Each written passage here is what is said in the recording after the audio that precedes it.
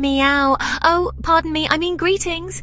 I'm Soot well, I suppose you could call me the feline overseer of this peculiar abode. Life in a witch's cottage isn't all cauldrons and cackling, you know. It's quite cozy, actually. Herbs dangle from the rafters, crystals glitter on every surface, and there's always a cauldron bubbling with something intriguing. And the smells. Oh, the smells are simply divine. Most of the time, at least.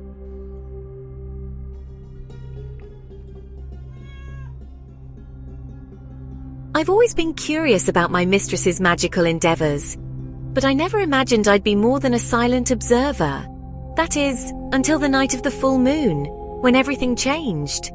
Of course, being a cat in a magical cottage means I can't help but get into a bit of mischief now and then. It started innocently enough. I was perched on my favorite windowsill, watching the witch work her magic. The moonlight cast long shadows across the room, making everything seem, well, more magical than usual. Suddenly, a gust of wind scattered her papers. In my haste to help, I made quite a mess. My paw knocked over a vial of shimmering liquid. As it spilled, the room filled with swirling, glittering mist.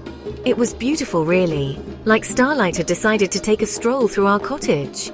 Oh dear, I do hope that wasn't important. Soot, you can talk? I was just as shocked as she was. I opened my mouth to meow, but out came words instead. It appears so. Oh my stars! Soot, this is extraordinary. Do you know what this means?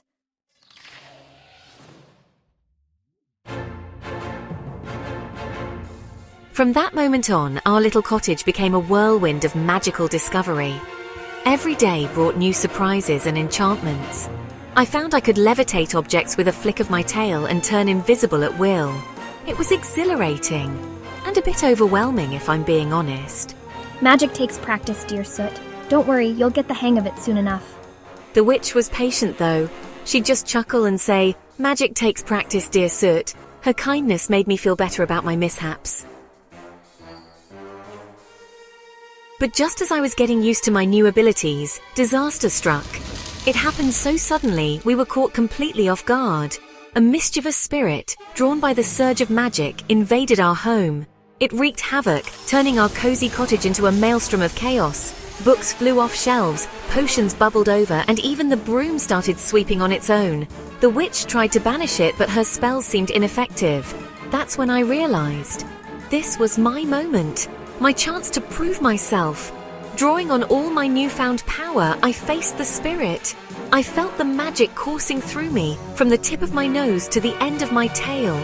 It was unlike anything I'd experienced before. A surge of energy that made my fur stand on end and my whiskers tingle with anticipation.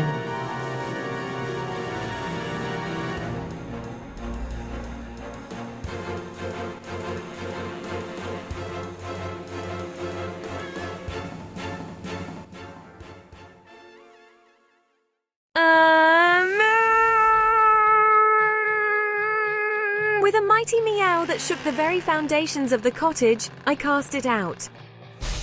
The spirit swirled and shrieked, then vanished in a puff of glittering smoke.